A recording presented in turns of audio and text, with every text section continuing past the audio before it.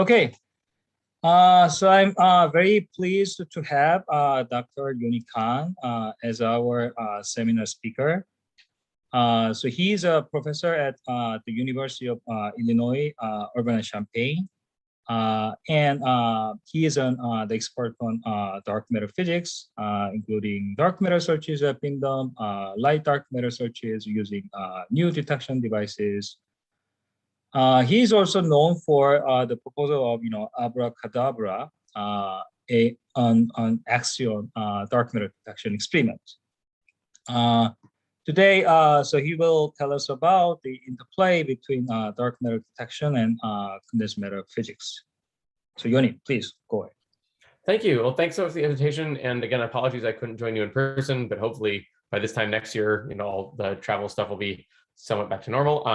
So yeah, I'm going to tell you about how dark matter interacts in condensed matter detectors and why that's an interesting topic and why you should care. It's a pretty fun topic for me to work on because it's highly interdisciplinary and also leverages the fact that there's a lot of really fantastic condensed matter people at Illinois, and trying to get my colleagues interested in dark matter and them interested in the novel systems they study has been a really enjoyable part of the past couple of years that I've been here. So I encourage you all to interrupt me during the talk. I can't really see what's in the chat, so if Dujin, if you want to just sort of read out if there's a question, but feel free to interrupt, unmute yourself. More discussion is better. Yeah, sure. By the way, Yoni, so I can see some sort of the palette, right hand side of the right side of your screen. Oh, so sorry. You can, yes. Oh, let's see. There we go. Is that better? Yeah. No, great. Perfect. Great. Okay, thanks. Yeah, this is the full screen mode on the laptop. Always acts a little weird. Okay, good. So I probably don't need to convince this audience that dark matter exists, but just to remind you, we have this beautiful data from the cosmic microwave background. We take the Fourier transform in the sky. We see these peaks. The positions and heights of those peaks can be related to cosmological parameters. In particular, the Planck fit to this data has shown that there's some density of stuff that doesn't interact strongly with photons, to which we know its density to 4 decimal places, which is pretty amazing. So there's stuff out in the universe that's gravitating but not interacting strongly with light or the standard model plasma. So we know that dark matter is there cosmologically, but we've never observed a dark matter particle in the laboratory, and that's what drives my research program, and I'm sure many of yours as well. Okay, so just to set some scales that are going to be relevant for the talk going forward. So on the left is is some n-body simulation of gravitational dynamics, showing how dark matter clumps and also fills out a halo that's much larger than the size of the visible stars in the galaxy. If you zoom in and look edge on at a disk galaxy like ours, you can imagine putting us about 8 kiloparsecs away from the center. And if we're talking about dark matter direct detection, we care what dark matter is doing near us. So there's 2 important quantities, its velocity and its mass density. And we can get both from local measurements of the motion of stars and using things like the virial theorem, which says average kinetic energy of a test particle be equal to order 1 times average its gravitational potential energy. So because inertial and gravitational mass cancel out, that's not informative as to the dark matter mass, but it tells us the typical dark matter velocity for measuring the gravitational potential is on the order of 10 to the minus 3 times the speed of light. So that's a typical gravitational speed for anything in our galaxy. It's about the velocity of the sun around the center of the galaxy, and it's an effector of a few of the galactic escape velocity. So we can also do things like measure vertical motions of stars out of the plane of the disk, and that'll tell us the local dark matter mass density, which is about 1/3 of a proton's worth per cubic centimeters. Unfortunately, this doesn't tell us very much about what the dark matter mass is either, because rho is m dark matter times the number density. So you could have a few very heavy particles or a lot of very light particles. So we don't know that either, which is why it's worth looking across a wide range of dark matter masses. But if we plug in, just some numbers for, let's say we have a GeV mass dark matter particle, which has weak interaction cross sections, and you just ask, what is the typical rate you would see in some detector? So n sigma v works out to be about 10 to the minus 26 per second, which tells you immediately why you want to be dealing with solid state targets. If you can, because you got to pack Avogadro's number of targets into an experimentally reasonable volume in order to see any kind of a significance in the rate. So that kind of motivates why studying the condensed matter physics of a detector is going to be important, just because the dark matter interacts so weakly. All of these cross sections are actually pretty much already ruled out for cross sections that are that strong, at least for dark matter a little bit heavier than a GeV. So as you get to weaker and weaker interacting dark matter, smaller and smaller cross sections, the need for a large number of targets for the dark matter to bump into becomes more and more important. Okay, so to frame the question a little bit, more provocatively, is your detector a bag of free particles? So this has been the standard assumption for basically every WIMP experiment looking for dark matter heavier than about a GeV. Dark matter comes in, it bumps into a nucleus. That nucleus recoils just like a billiard ball, and so its kinetic energy is just q squared over 2m, where q is the momentum transferred from the dark matter. Basically, it's only classical physics that's operative. But that's really only a good approximation if the dark matter energy and momentum are the largest scales in the system. So knowing the dark matter has a velocity of about 10⁻³ and I'll just switch to using natural units, its momentum is v times the mass, so it's down by a factor of 10⁻³, and the energy 1/2 mv² is down by a further factor of 10⁻³. So if you look at this, the scale, so as a function of the dark matter mass, as I dial down the dark matter mass, I start running into different condensed matter scales. So the momentum of a 100 MeV dark matter particle is on the order of 50-ish keV, which is a typical 0-point nuclear momentum for a solid state lattice. I'll describe that in considerably more detail in a few slides. So another order of magnitude down, so dark matter of mass 10 MeV. Now its kinetic energy is on the order of atomic binding energies, which are about 10 eV or a Rydberg for hydrogen. 1 MeV dark matter has kinetic energy on the order of 1 EV, which is the band gap of a typical semiconductor like silicon. And then dark matter of mass 100 keV has kinetic energy on the order of the optical phonon energy. So one of the vibrational modes in a lattice, which has energy typically on the order of 100 milli-eV. So this is meant to illustrate for you that you don't have this separation of scales between the dark matter, the incident dark matter, and the stuff in your detector. So really, you need to understand the condensed matter physics of your detector in order to reliably predict facts about the signal. At least for sub-GeV dark matter, which is what most of this talk is focused on. Okay, so instead of talking about individual particles like dark matter bouncing off of a single nucleus and that nucleus recoiling, I want to frame the problem in a much more general way that'll be applicable to basically any detector. So I've illustrated that by this cartoon of a rubber ducky. That could be anything at all. It could be, as long as the detector is detecting recoil, so dark matter scattering off something. So this is not a good approximation for an axion detector, for example, where the process of axion conversion to photon is much more like absorption. So here I'm just focusing on the kinematics of scattering. So dark matter comes in with momentum m chi v, and it loses momentum q to the target. And then the energy deposited by the dark matter, I can figure that out without knowing anything about the target, just by knowing the difference between the dark matter kinetic energies. So p squared over 2m is what it started with. P minus q squared over 2m is what it ended with. And I get q dot v minus q squared over 2m chi. But the important thing to note is that if your target is not made of free particles, nothing in the target has to be a momentum eigenstate. So I don't have to associate that energy with something in the target, an individual excitation picking up momentum q. I just have this relation between the energy the dark matter deposits and the momentum that it deposits, but I don't have to match that to like some dispersion like q squared over 2m for a free nucleus, for example. Instead, the question I need to ask is, does the target have some energy eigenstate at omega q?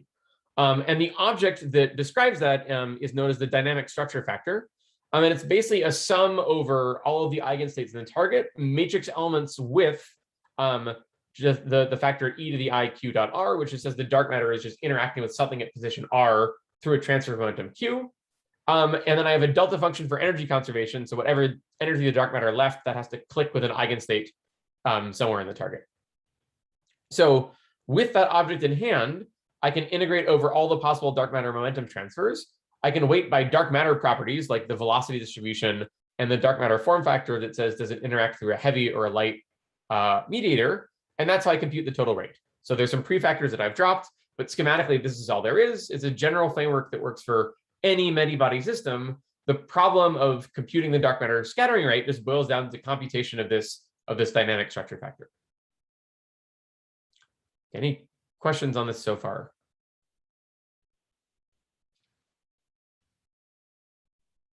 Okay. So let's go into a little more detail about the kinematics. So if I think of dark matter that has a fixed velocity, so if I, for example, drop that velocity integral and I just look at the right integral there. So the transition rate for a given dark matter velocity is some integral over the momentum transfers weighted by this dynamic structure factor. So if I plot the kinematically allowed region for dark matter scattering from that relation between the energy deposit and the momentum transfer, I get an upper bound on the most possible energy that I can deposit for a given momentum transfer. And that traces out a parabola in the energy momentum or omega q plane. So that's where dark matter scattering lives, in that blue parabola for dark matter mass of 100 MeV and a velocity of 10⁻3. As I change the dark matter mass or change the velocity, I can move that parabola up to the right or to the left. So the important regions are at the upper boundary of that parabola is when I have forward scattering. So the momentum transfer is parallel to the initial velocity. At the apex of that parabola, I've stopped the dark matter, so I've absorbed all of its momentum, and so I get q squared over 2m worth of energy. And then on the right is when I hit a brick wall. So dark matter just bounces off the target and transfers a lot of momentum, but not very much energy. So the name of the game, if you want to get a detector that is maximally efficient, is to find some material that maximizes that response function, that dynamic structure factor, inside the dark matter parabola, of which there's a different one for each possible dark matter mass. So it's a slightly different perspective on dark matter scattering, but it's one that will be very useful for systems where it's not so easy to describe the constituents of the target as non-interacting particles. But if the interactions are important and they qualitatively change the behavior from free particle dispersion relations, then the structure factor formalism is very useful. Okay, so let's take an example. So if I had a target that was composed of a bag of non-interacting nuclei, then the structure factor would indeed just be a delta function. It just says that the only way that I can get a nucleus to move with energy omega is if it picks up momentum q, where omega equals q squared over 2mn. So that's all well and good, except for for dark matter below a GeV, the energy it takes to displace a nucleus in a lattice is about 20 eV. And you can see that this delta function dispersion runs into that displacement energy barrier before you get to the kinematically allowed region for light dark matter. Said another way, light dark matter doesn't have enough momentum to displace a nucleus from a lattice in order to overcome the displacement energy, but also satisfy the free particle conditions for elastic scattering. So from this perspective, it's a little bit puzzling. How would we even be able to see sub-GeV dark matter with solid state detectors if we're not knocking nuclei out of their lattice sites? How can we get anything to happen at all? It turns out that you can. You just have to reframe the problem in a slightly different way, which is what I'm going to do next. So let's take as a very simple toy model for the fact that the nuclei in a lattice are not free particles. Let's imagine a single nucleus that is sitting in a harmonic oscillator potential. So in a realistic solid state system, all nuclei are coupled to all their nearest neighbors. You get these normal modes called photons. Here, I'm basically ignoring all of the other nuclei except the one that I hit. And I'm imagining that it feels a potential generated from all of its neighboring ions. And how do I set the spring constant? I set that equal to one of those typical photon energies, which in silicon works out to be about 60 millieV. And the reason that we know this is a good cartoon is if you actually calculate what is the value of that potential at a distance corresponding to the interatomic spacing, I get about the displacement energy. So basically, you can imagine that the potential this guy feels is a harmonic oscillator until basically you get to 20 eV up the potential, and then you can just knock that thing out, and it's kind of almost free. So the nice thing about a harmonic oscillator model is that everything is computable analytically, and I'm really proud of this product because this is the kind of thing that you can actually do with an undergrad. So Bashi Mandava, who was an undergrad at Illinois, now a grad student at Berkeley, did basically all the calculations for this model. But as I'll show you, it actually gives some interesting and fairly realistic phenomenology. Okay, so the momentum space wave function for a nucleus and a harmonic potential is just Gaussian, with typical spread Q naught equal to square root of 2 mn times that optical photon energy. And that's where I got that 50-ish keV number for the 0-point momentum spread of a nucleus in a LAS. It just comes from the fact that it's not a free particle, it's bound in some harmonic oscillator potential. So then the way to compute this dynamic structure factor is you just take matrix elements of all the final states, e to the iq dot the position of the nucleus, and you weight by the difference in energies between your initial state and your final state. In this case, I can enumerate all the states of the harmonic oscillator just by having energies n+1/2 times omega naught. So the energy difference between the ground state and where I end up with is n omega naught, and that has to be equal to the energy that the dark matter transferred omega q. And then there's this matrix element, which I've just called f of n and q, that is the object that I need to compute next. So again, because the harmonic oscillator is nice and simple, you can do all of this analytically. So actually just computing those matrix elements is just some exercise in the ladder operator algebra. And you end up with this really nice result where this matrix element is a Poisson distribution in n, the harmonic oscillator level that I'll also refer to it as the phonon number. But the mean of that distribution is the would-be elastic scattering energy q squared over 2mn in units of the spring constant omega naught. So if we look at three different regimes, so sort of going from right to left on the plots on the bottom, when I whack the nucleus with very high momentum, so much larger than its 0-point momentum, this Poisson distribution has a mean which is much larger than 1, and so it looks kind of Gaussian. And indeed, the larger the mean, the more it becomes Gaussian, and eventually it sort of degenerates on exactly that mean energy. In other words, you deposit the energy you expect from just ordinary elastic scattering.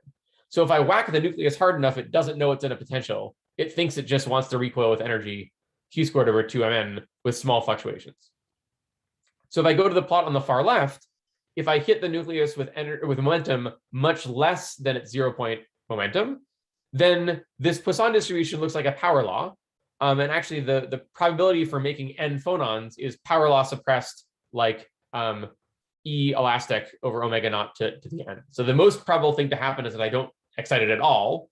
The most probable non-trivial thing is that I make one phonon, and the cost of doing that is a factor of q squared, which is proportional to the would-be elastic energy. So it says that if I'm quantized in units of omega naught, and I'm only allowed to, if this were a free particle, I would want to deposit energy q squared over 2m, but that's much less than the minimum quantized energy I can get. I suffer a penalty, which is this ratio, which is a small number. So the interesting regime is when I hit the nucleus with momentum comparable to its 0-point momentum. And remember, that happens for kind of, tens to hundreds of MeV dark matter.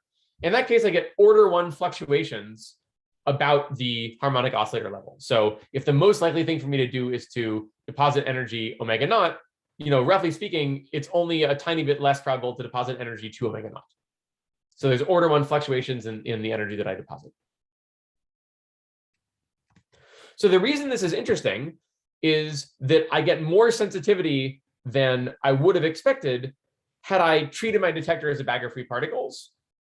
And also I get more sensitivity than if I had restricted to the case of only making exactly one phonon at a time, which is sort of how this problem was previously treated in the literature. So if I integrate over the dark matter velocity distribution, I can make a spectrum. So here it's a histogram, basically dr by dn. So n is the occupation number, or it's the recoil energy in units of omega naught. And the dashed curves show the expectation if you only had free particle elastic scattering. And the solid lines show what happens if you include the fact that the nucleus is bound in a potential.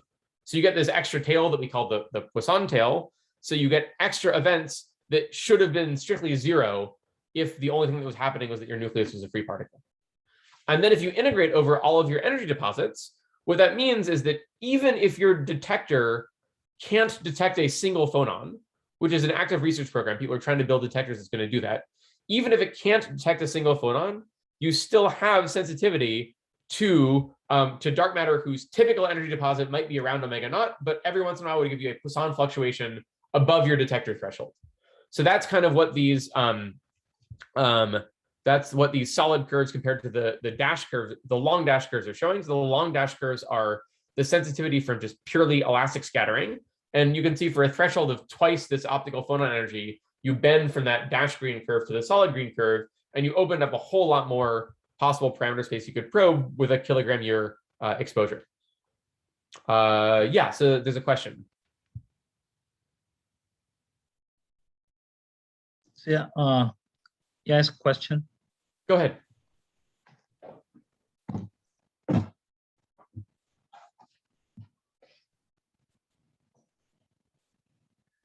Sorry, yeah, go ahead. So I was wondering whether when you are talking about the single phonon, these are optical phonons, like milli-electron volt phonons, no? You're talking exactly, yeah. So everything in this discussion, I meant optical phonons, yeah. They decay into low energy phonons, and you may hope you may hope for detecting, if you have a milli-electron volt resolution detector, you should be able to measure these single phonons, even if they decay into low energy phonons. So exactly, yeah.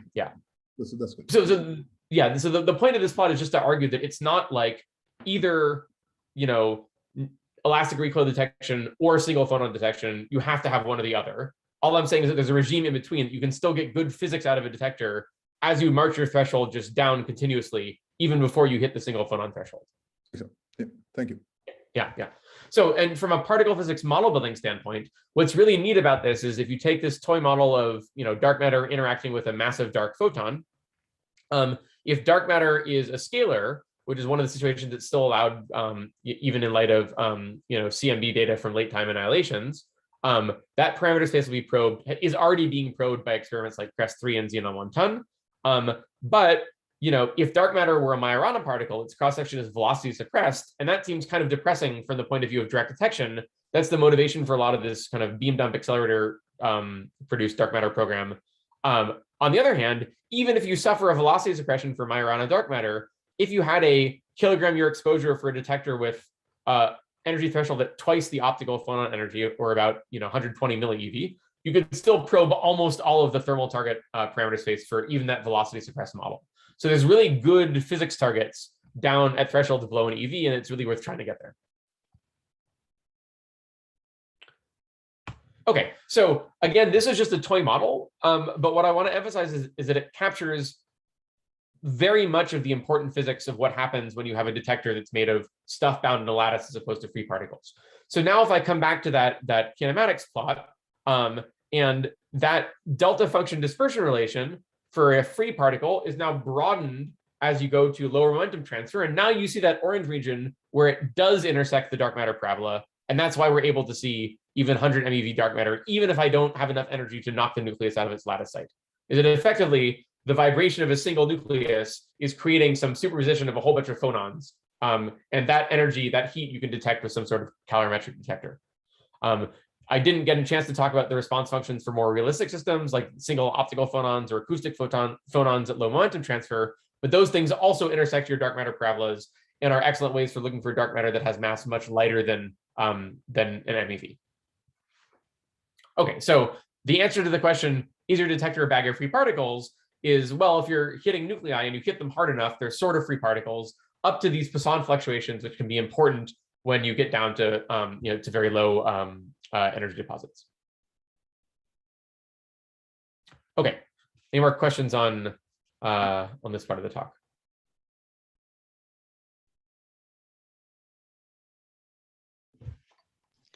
So yeah, so here I have a very dive question. So here you show the three different phonos.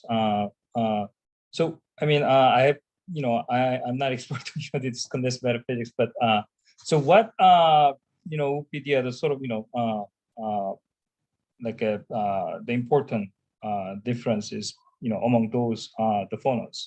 Yeah. Okay, so optical phonons are out of phase oscillations and acoustic phonons are in phase oscillations. So if you think back to like the classical mechanics problem of two masses on a spring, there are two normal modes, and this one always has higher frequency than this one. I see. Right. So acoustic phonons are basically Goldstone modes of broken translation invariance because you've broken it to a discrete subgroup, which is the lattice group. So those always have a dispersion which can go to zero energy at zero momentum. So you can have arbitrarily low energy acoustic phonons. The out of phase oscillations, for reasons that, so the second citation here is a review that I wrote with Tongyan Lin on dark matter interactions in condensed matter detectors, and we give a bunch of basically order of magnitude arguments for why optical phonon, the out of phase energies always end up around the 100 millieV scale. So roughly, they always have about the same energy for basically any value of the momentum transfer. And then those things kind of fuzz out into that multi-phonon regime, because if you imagine, again, two balls on a spring, and I whack one of them with a hammer, and I look at what the decomposition into normal modes is, it's basically an equal superposition of in phase and out of phase. Oh, okay. Okay. I Yeah. see. Okay, thank you. Yeah. I'm glad you can see my hands waving. It's one of the things that, you know, at least that part of remote talks is preserved. So I can see your maybe. okay, good. More questions?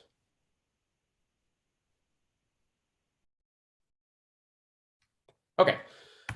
So I talked about dark matter scattering off of nuclei. So what about dark matter scattering off of electrons? So there, the relevant scales are the Bohr radius or the inverse Bohr radius, which is about 3 keV in natural units. And then typical energy gaps in atomic systems, as I mentioned, can range from eV to kind of tens of. So if I kind of draw that range on this kinematically allowed parabola, I see that I do typically intersect the dark matter parabola.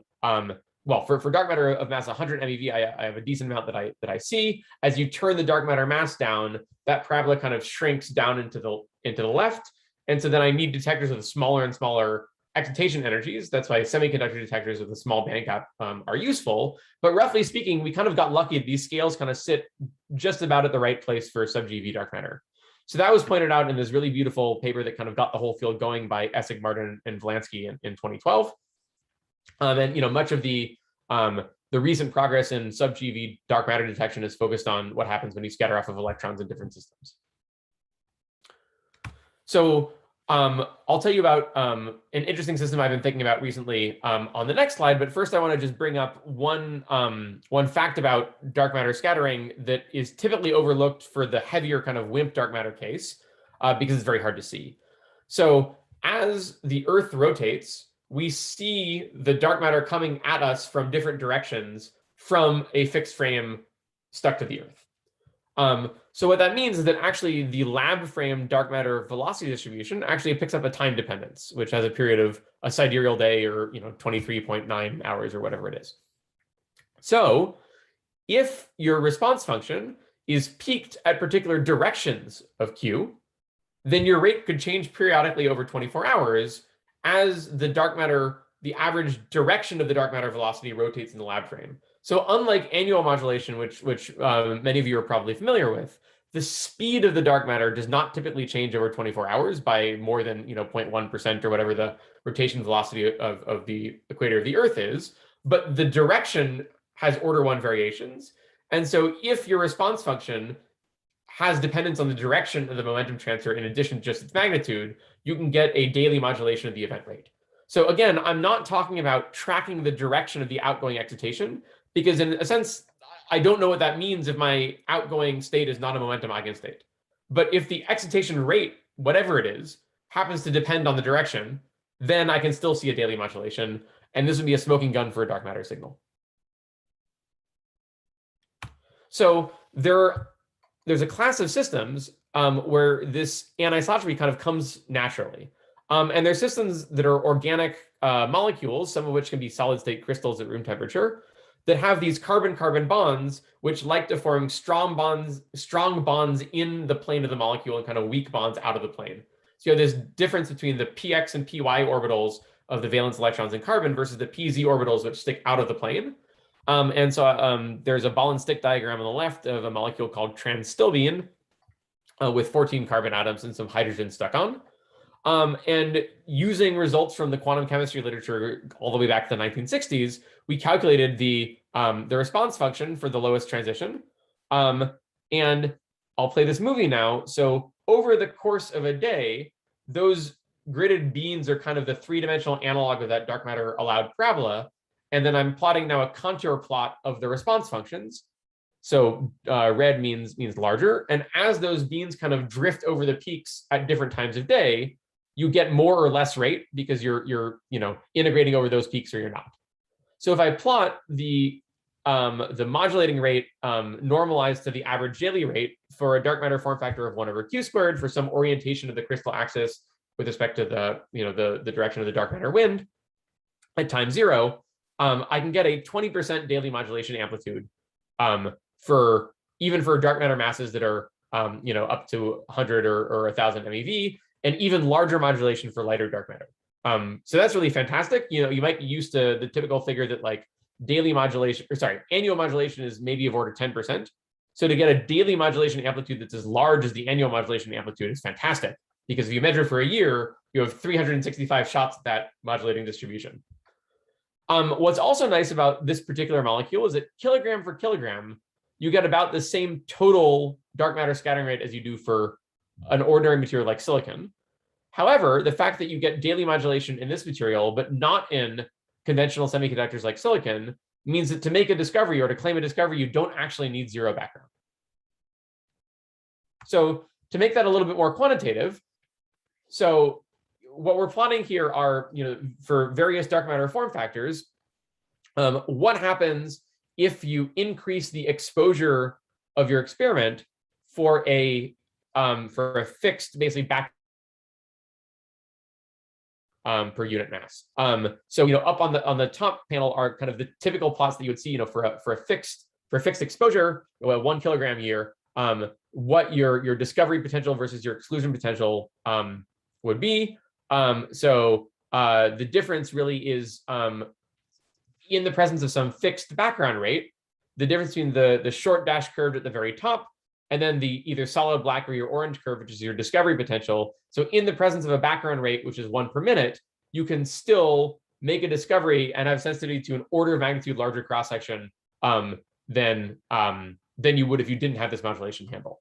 So experiments like Sensei and Super CDMS that are operating right now, if they were not able to achieve zero background operation, taking data for longer doesn't actually do too much. That you kind of immediately become systematics limited. So this is sort of why the entire direct detection community has been going as much towards zero background as we possibly can, which would of course be great. But these are new detectors that are operating right now. We're not really sure how they're going to behave, and dealing with some background rate that you don't really know where it comes from is likely to be a feature of these experiments for at least the next couple of years. But what's nice is that if you have this handle of daily modulation, even in the presence of the background rate, your sensitivity basically scales linearly with your exposure. So you just have more and more detectors, you take data for longer and longer, and your exclusion or your discovery threshold just marches down, which would not be the case if you weren't able to basically subtract off a constant background rate that wasn't modulating. So just to follow up on this, so a number of colleagues and I have been really excited about trying to actually turn an idea like this into an experiment. So this molecule, transstilbene, is actually very cheap and easy to synthesize in the lab. And so the 3 things that we're going through right now to really, try to make sure that this does all the things we think it does are to actually measure this response function using a technique called electron energy loss spectroscopy, where you fire electrons from some gun at your sample and you basically look at the diffraction pattern, and that maps out kind of exactly for you this response functions for these transitions. Okay, so the reason why you can make a discovery in this detector is that the signal is not some electron that you count its charge, but once the electron de-excites in the molecule, it emits a scintillation photon. So this is a scintillating molecule. And so if I shine electrons on it from various directions, then I would expect the light yield, the number of photons that I get, to change as a function of the direction that I tune my electron beam. And indeed, we have some preliminary plots that show that actually, if you fire your electron beam in the plane of the molecule versus out of plane, there's basically a factor of 2 difference in the photon yield. So we should be able to observe this experimentally, and this is basically a calibration of the anisotropy of this material. And then the last step is to, is there a question? Here your electron, you're still on the electron interaction, no dark matter electron interaction. That's right, yeah. And your signal is a CCD, is a charge? So no, the signal is a scintillation photon. Oh, okay. And that anisotropy that you showed was on a scintillation photon. Well, so what we're saying is that the probability to excite an electron from the ground state to some state that will eventually scintillate is anisotropic. The eventual emission of that scintillation photon is going to be strictly isotropic. Sure. Yeah. So I don't know anything about, I don't learn anything from seeing which direction the scintillation photon came out. But what I learned is, am I more likely to get a photon depending on which direction the momentum was transferred from? And then you look for the diurnal modulation. Exactly. Right. Yeah. And so, so what is the best photon detector of 3 to 4 EV photons? It's probably a CCD. These are already being developed by Sensei. And so we're collaborating with some people on the Sensei team to basically try to couple a crystal of this transstilbene to a CCD to try to make a prototype.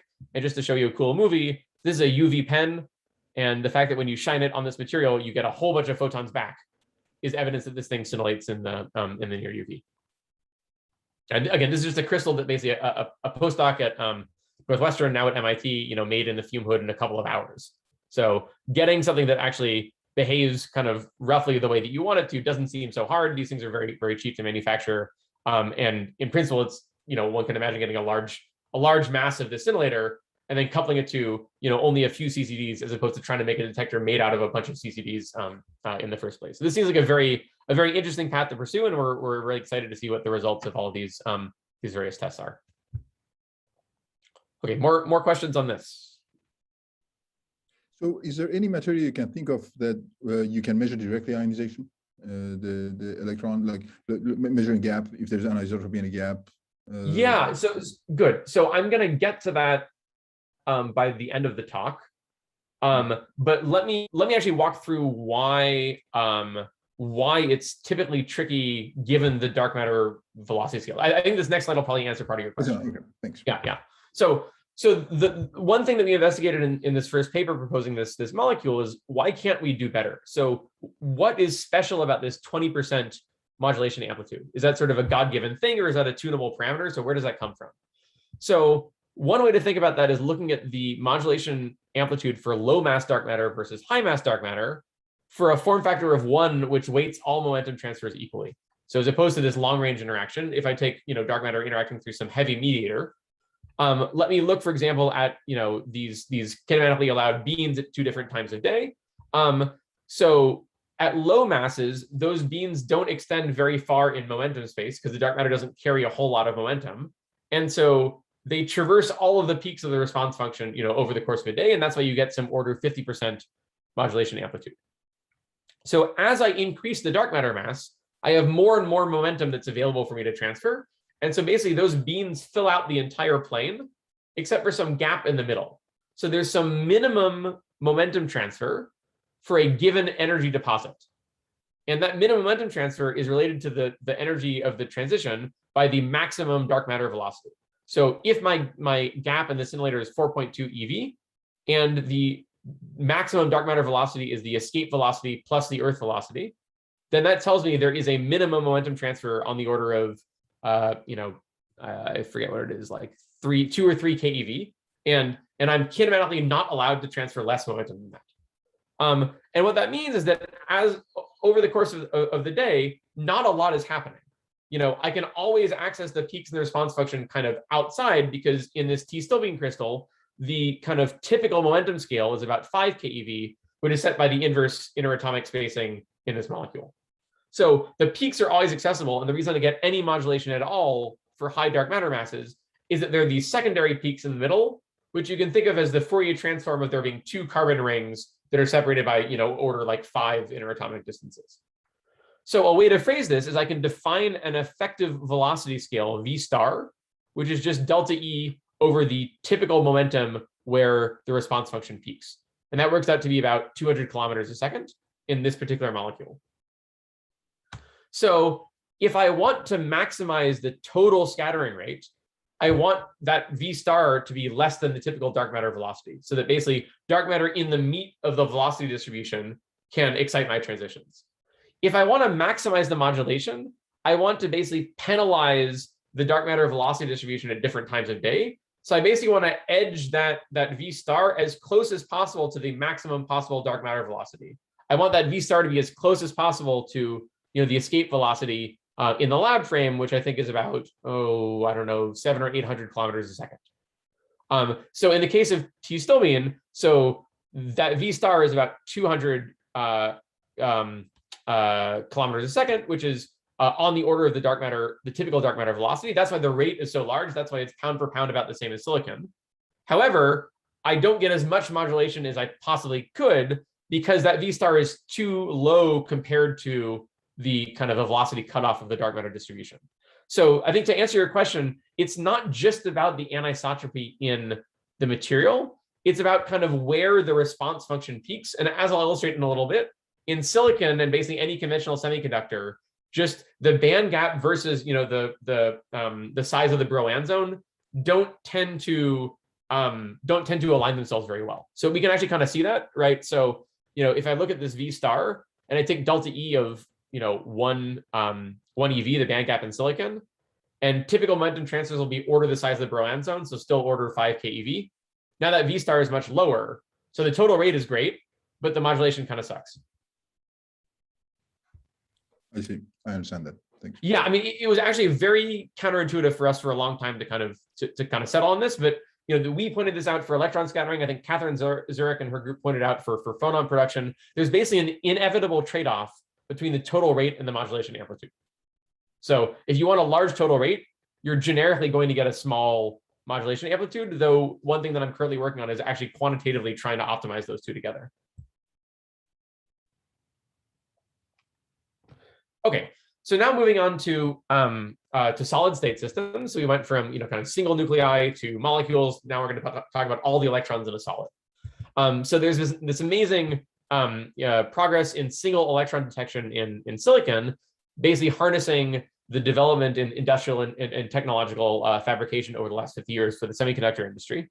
So we have the Sensei detector and the super CDMS HV-EV detector, both on the order of about a gram of active material, both of which can read out individual charges and can quantize charges with very high fidelity. And so actually doing single electron detection is now possible and is actually actively being done.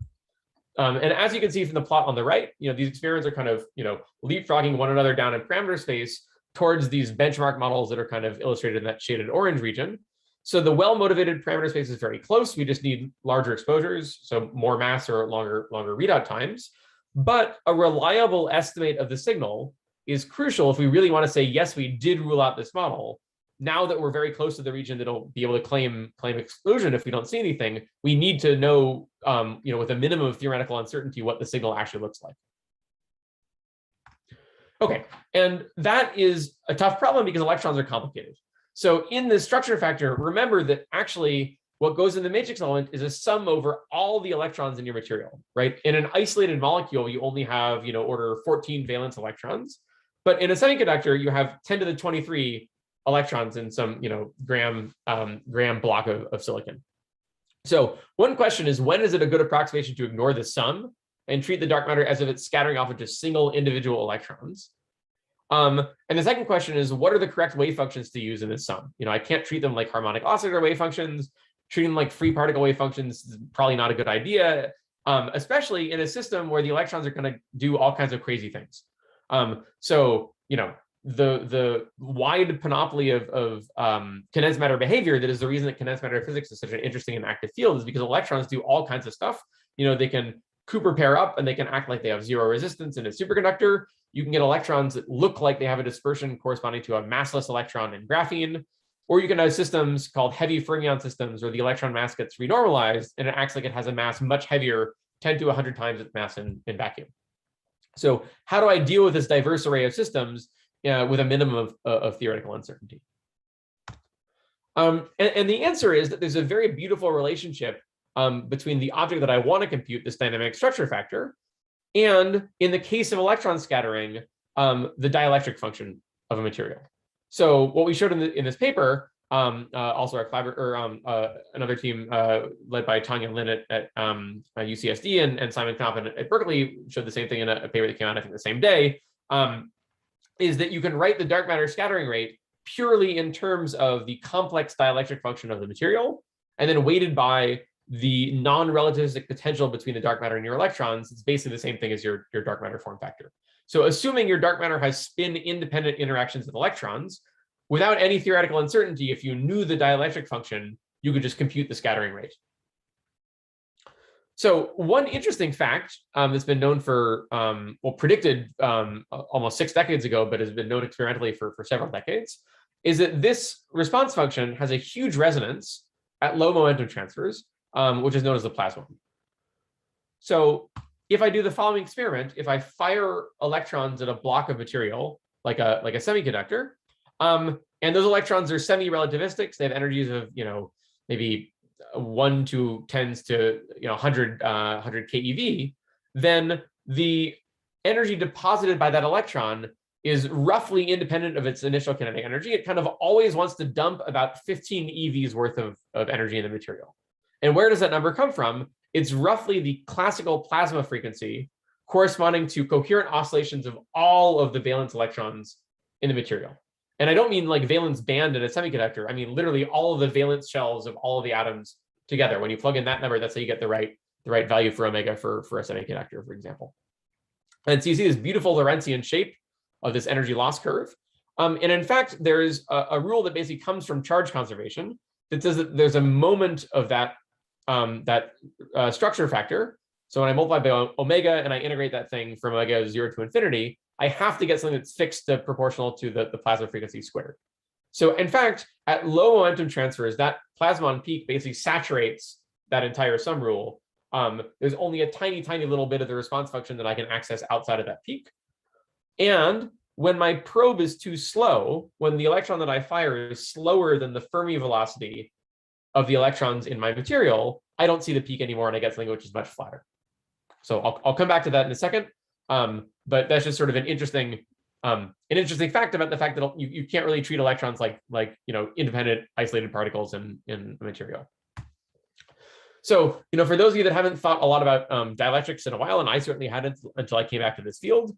So at 0 frequency, it just measures the linear response to electric field. So if I put in some spatially varying electric field with Fourier transform E of Q, and I look at what the electric displacement is in my material, the ratio of those things is epsilon.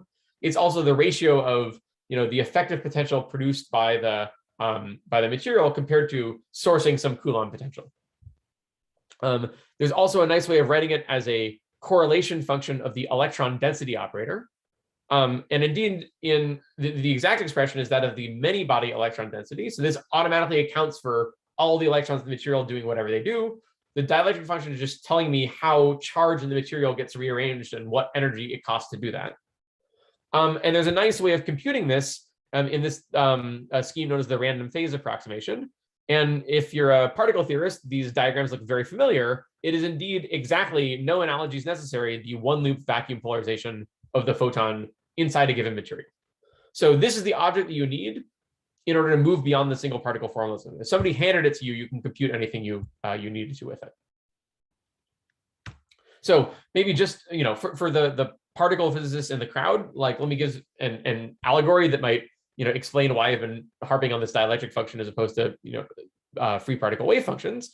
Suppose I ask the question, and in fact, I was asked this question in my own PhD qualifying exam, make a plot of the electron-positron annihilation cross-section as a function of energy.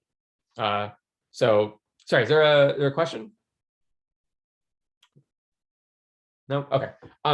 So if I wanted to start making such a plot, I could start writing down some Feynman diagrams, and I know that quarks have electric charge, and my Lagrangian contains quarks. So let me calculate the cross section for E plus E minus to like UU bar or something. I can do that, and I get some nice answer. Looks pretty smooth as a function of energy. If I neglect all the masses of the final state particles, it just looks like 1 over E squared. And then I open up the PDG, and I see something that does not look like that at all. I see the 1 over E squared behavior at high energies, but what the heck are those things at low energies? And it looks like actually it's rising instead of falling. And I have some of these very narrow peaks. I have some of these very wide peaks. Okay, so I guess those are some resonances, right? Of course, we know these are QCD resonances. I can't really treat quarks like free, unbound particles, even when I create them from E plus E minus annihilation. So I better fit those resonances with some curve. But what function should I use to fit them? What about final states that have more than 2 particles? Are those included in this? And so the computation becomes, rather complicated. So now, taking a different perspective, the optical theorem tells me that the imaginary part of the one loop vacuum polarization for the photon is equal to, or is proportional to, basically the cross section for turning that photon into anything. So if someone gave you the exact photon propagator, so you could not only compute the cross section for the thing that we wanted, you could look for poles in that propagator to find resonances, even if you hadn't put them in your theory in the first place, even if they weren't in your Lagrangian. And indeed, that's how you can interpret this plot from the PDG. You're basically measuring the one loop vacuum polarization for the photon, and that has practical implications. by doing a scattering experiment, you can measure that imaginary part, and you could use that as input to another experiment, for example, the G-2 of the muon. And indeed, this is part of how we estimate the hadronic contributions to vacuum polarization, which feed into the very precise calculation of the muon magnetic moment. So in condensed matter, this is often a better starting point. So instead of starting with free particles and saying, what are the wave functions, just ask, say, I don't know what's going on in the system, but all I want to know is what is the response function and how do I measure it? And the answer is you do exactly the same thing you do in condensed matter that you would do in particle or nuclear physics. So you find some probe that acts on the material in the same way that dark matter would. So dark matter will perturb the electron density in the material via scattering, but electron probes also perturb the electron density, right? So all you have to do is assume that perturbation theory holds, and the imaginary part of the dielectric function, which is related to the electron-electron scattering amplitude, is just given by this matrix element of the electron density operator, which is none other than the object that I wanted to compute this dynamic structure factor. So the dielectric function is measuring the linear response to electron density perturbations. And once I've factored out the potential by which my probe interacts with my target, whether it's the Coulomb force for electron-electron interactions or whatever new force makes dark matter interact with electrons, once I factor that out, the condensed matter physics of the target, that response function, is just a thing that I can measure. Okay, so I want to give just a couple examples of measured loss functions for some familiar and less than familiar materials, and then I'll wrap up. So let's look at aluminum, for example. So there have been a couple proposals for looking for dark matter electron scattering in aluminum, because at low temperatures, aluminum is a superconductor. So that means that there's a gap of the order, the Cooper pair breaking energy, I think it's about 0.3 millieV, where that will suppress thermal noise at low enough temperatures. And so you can then read out single quasi-particles by the heat they deposit in some transition energy sensor. But in order to compute the scattering rate, you need to know what the response function is. And knowing that it's given by the dielectric function, we can actually go to data and look at the measured dielectric function in aluminum. So this was done, well, I think first in the 1970s, and then also more recently down to lower energies. So you see this Lorentzian peak at the plasmon energy, which unfortunately is kinematically inaccessible to dark matter. So dark matter can't actually access that part of the response function.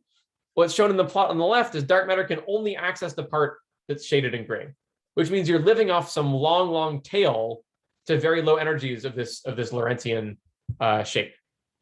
But even that information is enough to compute the scattering rate. And what we showed is that actually previous computations of the scattering rate in aluminum actually missed the fact that there's a wrong branch cut taken in the value of the complex dielectric constant. And by checking that the response function that we derive satisfies various checks having to do with, omega goes to minus omega is related to causality, checking that our response function satisfied those conditions, and then computing the reach, we actually found a much stronger sensitivity than was previously expected, actually by several orders of magnitude. So this kind of goes to show the importance of treating even conventional, reasonably conventional systems like aluminum, with the full formalism of many body interactions, because there are a lot more ways to check your calculation that might not be so obvious if you're just doing single particle matrix elements. Okay, but then the other thing is that actually in the full kinematically allowed regime for dark matter, this response function hasn't actually been measured. So, one question for us is like, what is the energy loss function for aluminum down to milli-eV energies? It would be very interesting to do an experiment like that. Okay, but just coming back to why this plasmon peak was kinematically inaccessible, it all boils down to this annoying cosmic coincidence that dark matter is about a factor of 10 slower than typical Fermi velocities in any material. Of course, a semiconductor doesn't really have a Fermi velocity, but I can construct an effective Fermi velocity basically by looking at the electron density. The Fermi velocity is basically just set by filling up a Fermi sphere in momentum space, which is just telling you about how many electrons you're packing into a given volume. And effectively, all materials have the same density to within a factor of a few. But a factor of a few is a lot when you're living on the tail of a Maxwellian distribution. So this is just an unfortunate coincidence for dark matter direct detection. There's this hierarchy between the dark matter velocity, which is just determined by galactic dynamics, and this Fermi velocity that's driven by close packing in materials. Okay, so if you want to optimize your electron scattering detector, the best thing you can do is move to a heavier galaxy where dark matter is faster. So obviously that's not a practical thing for us to do, but you can invert the problem. So the next best thing to do is find a material where the electrons act like they're slow. So these are the heavy fermion materials that I alluded to earlier. If I again plot the response function kind of shaded, darker means larger weight and lighter means smaller on these dark matter parabolas. In materials like aluminum and silicon, you kind of only get a tiny piece of the peak of this response function. But in a material like this uranium ruthenium-2 silicon-2 that is a heavy fermion material, your dark matter can be faster than the effective Fermi velocity, and you can actually capture the peak of this response function. So the reason we picked this funny material, so obviously you probably wouldn't want to make a dark matter detector out of uranium because your backgrounds would drive you crazy, but just as an example of a material where the response function has been measured, along different crystal axes, you see a different magnitude of this dynamic structure factor. So you see these peaks at low energy, probably corresponding to these heavy fermion plasmons, and then you see this long tail, which might be the tails of the bulk plasmon in the material, but anisotropic because this material has a very anisotropic lattice structure. So this might be a great material to start looking at. If it weren't made of uranium and it weren't, if it were an insulator instead of a conductor, this would be great because you can get the peaks of your loss function, which will maximize your total rate, and the possibility of daily modulation because you have large anisotropies, modulo this issue of the effective Fermi velocities that I was talking about earlier. So we're still trying to figure out how you would, accurately compute the rate for an anisotropic material like this, but we expect to have some results very soon. So I encourage you to stay tuned. Okay, so just to wrap up, so the future for sub-GeV dark matter detection, this is taken from this basic research needs report that I and several colleagues helped write for the DOE. So if I look at dark matter nuclear interactions on the left and dark matter electron interactions on the right, so the name of the game is that we haven't done very much for nuclear interactions below dark matter masses of a GeV. We haven't done very much for electrons for dark matter masses below an MeV. So I'm actively involved in proposals for both. In fact, I'm part of a grant that recently got funded by Los Alamos to look for exotic narrow gap materials that are kind of in roughly the same family as this uranium, ruthenium, silicon thing to try to make a prototype detector for sub-MeV dark matter. As we saw with Sensei and CDMS HV-EV, detectors are uncovering new parameter space every day. There's more on the horizon. And what we can learn from condensed matter physics is how to accurately compute the expected signal in order to really say whether or not we've excluded or discovered the parameter space that we've claimed. So with that, I'll stop there, and I'm happy to take any questions.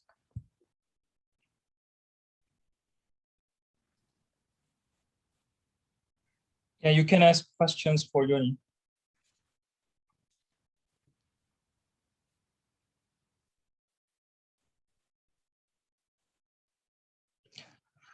So I actually have a question.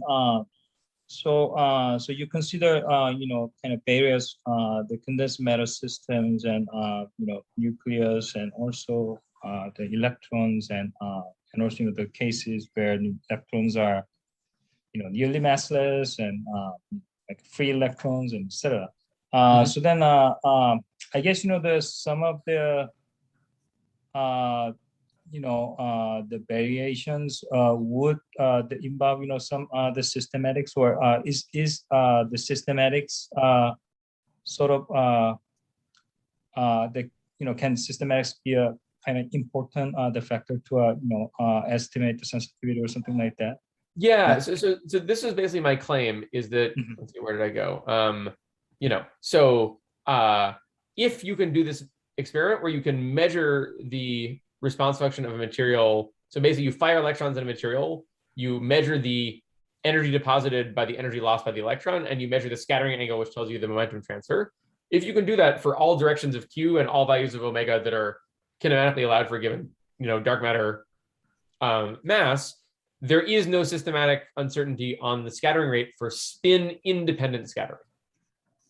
So if now you have some model where dark matter interacts through like a dipole moment, that's now a different operator, right?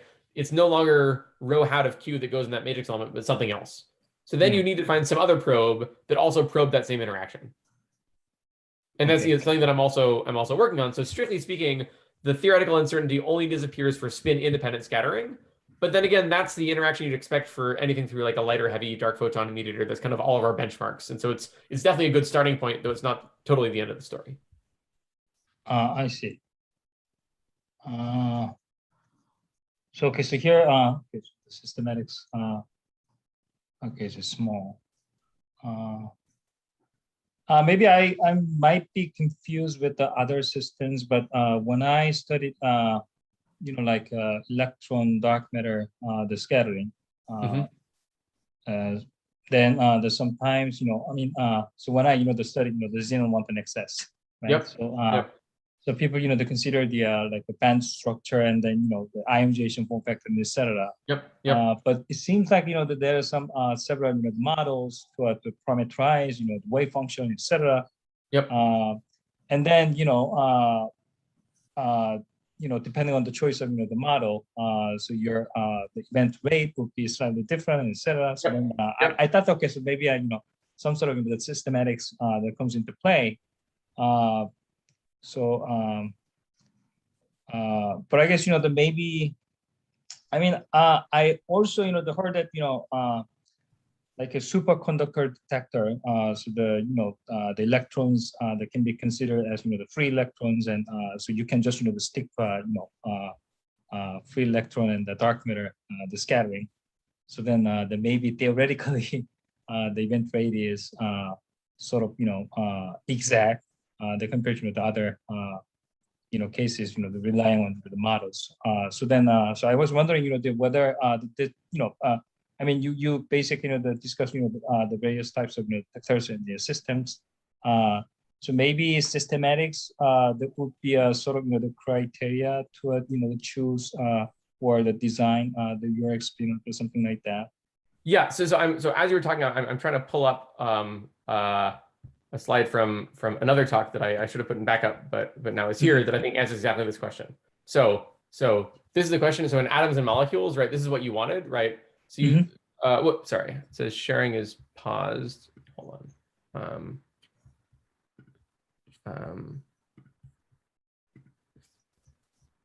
Let's see, can you see that? Let's try again.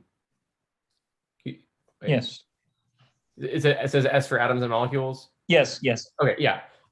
Good. So this is exactly the thing, right? The ionization form factor, right, in kind of the old formalism, right, just says you have to pick some wave function and you take the wave function overlaps, but which wave functions, what about relativistic effects, what about all this stuff, right? So all I'm saying is if you did the following experiment, take a sample of xenon, fire electrons at it, and measure the kinematics of the outgoing electrons, that will measure for you precisely the imaginary part of the dielectric function. Yep, that's it. Now there's no uncertainty anymore. I see. Okay, I see. Oh, that's cool. Yeah, so in some sense, that's what everybody was already computing before.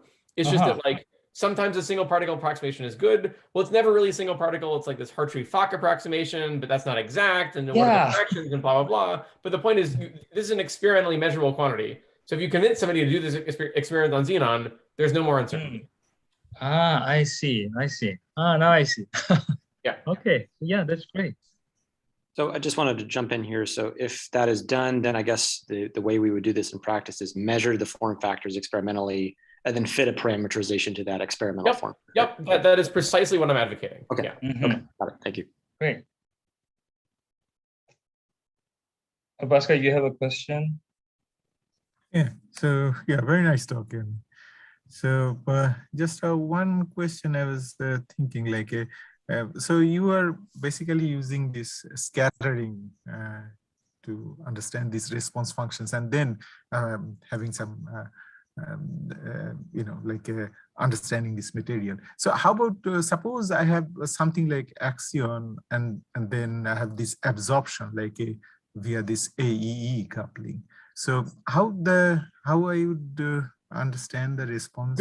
Good. So if you take a look at so for absorption, the point is that the momentum transfer is always negligible compared to the energy transfer, which means that in that matrix element with the e to the iq dot x, I can always Taylor expand that thing.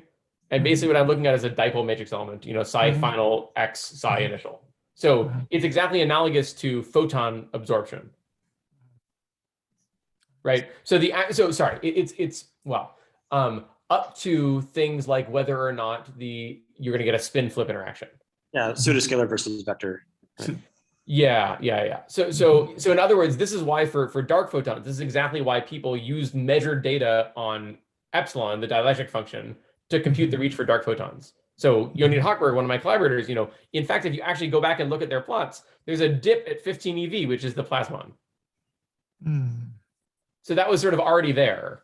And the reason for using the measured data is then you don't have to worry about uncertainty due to, which wave functions do I use, et cetera, et cetera. So exactly the same thing can hold for absorption. No, that's interesting because then one can apply it to the search for solar axions, kind of. Right. So yeah, I'm trying to think. So GeV energy, and then Right. So for the issue though is that if you're absorbing, so then you want the response function. Well, so now it's no longer 0 because your momentum transfer is going to be KeV, but your energy is also going to be KeV. Right. So so at KeV energies, you're definitely going to ionize the thing. So you want to know basically what is the response function for ionizing at energies of KeV with momentum transfers of KeV. And the way that you'd get that information is just probably from X-ray absorption data. Though the issue that the axion has a different coupling to electrons than the photon, that might be slightly annoying. So kind of the game is to figure out if there's a probe that can extract the relevant operator for you, and then use that to just measure the many-body response. So if we can write down the amplitude by factorizing off the form factor part and keeping the new physics Lorentz parts separate, then we can kind of isolate the piece that could be experimentally tested. Yeah, so like an example that we gave in our review is right. So even electron scattering, right, at first order in the electron velocity, there's spin orbit coupling, right? That's why you get fine structure in hydrogen, or one of the reasons, right? So there actually is a coupling between the orbital angular momentum of the probe and the spin of the target. So, but the problem is it's of order V, right? So for dark matter, it's very small, but if that's the dominant interaction, then if there's a way of subtracting off the V to the 0 piece from an electron scattering experiment, you can get the spin orbit piece and maybe extract that operator that way. Good, let's see, there's a question in the chat? Oh, so I have to leave. I guess one more question. Does this analysis that you presented, does it extend easily to relativistic stuff? Right, if here we consider like a slow moving dark matter, but does this kind of generalize? So I would say, so the issue you have to worry about, right, is if you ever are relativistic enough to create particles, then you can't use non-relativistic quantum mechanics in such a straightforward way anymore. But I think, but you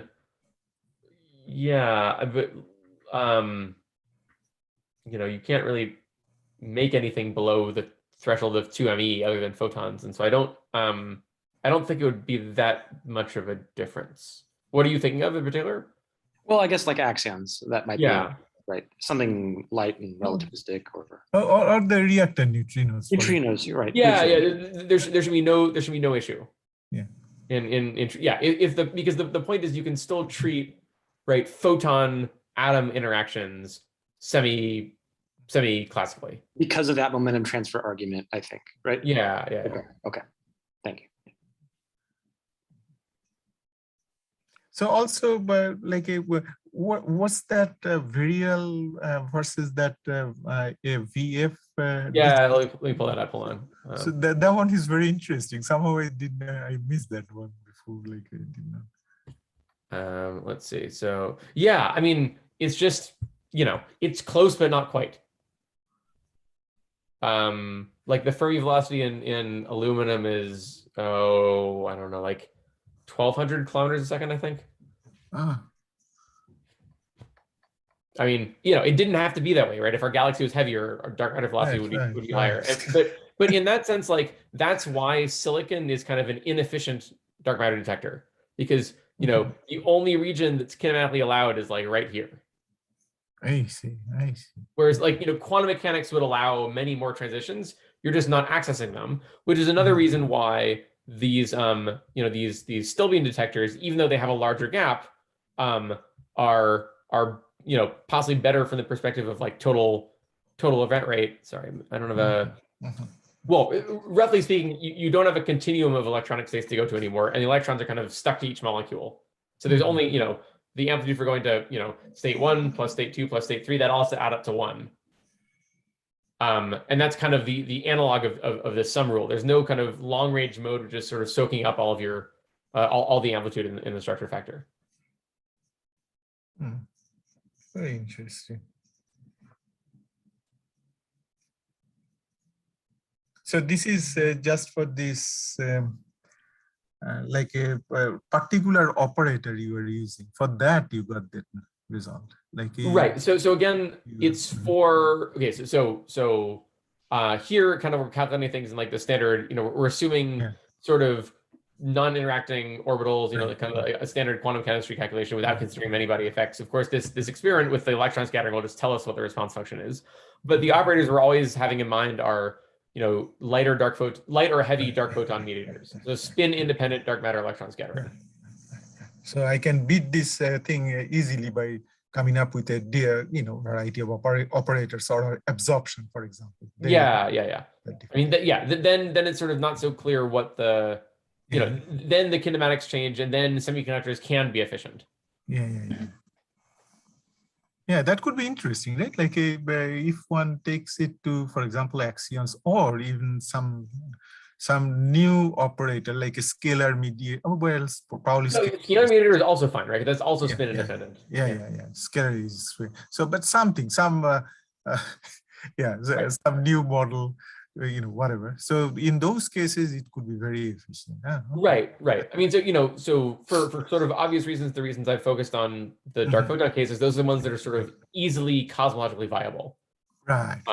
But a thing that I've been interested in doing for a while is trying to work out the general case of given a certain there's whatever the Haxton operators are. There's only so many, like 14 dark matter operators in the non-relativistic limit. For each of those, is there a thing you could measure? Is there an experiment you could do that would tell you the many-body response function?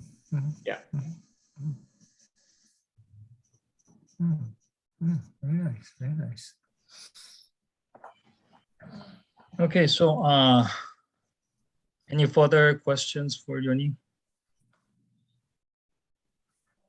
Okay, so if not, if you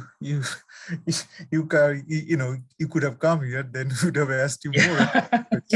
Again, I'm really sorry, and it'd be great to visit the group at some point soon. So I don't know what my budget is for number of invites for a 5-year period, but I'd be happy to again once I think the COVID situation has subsided, it'd be really great to visit the group. So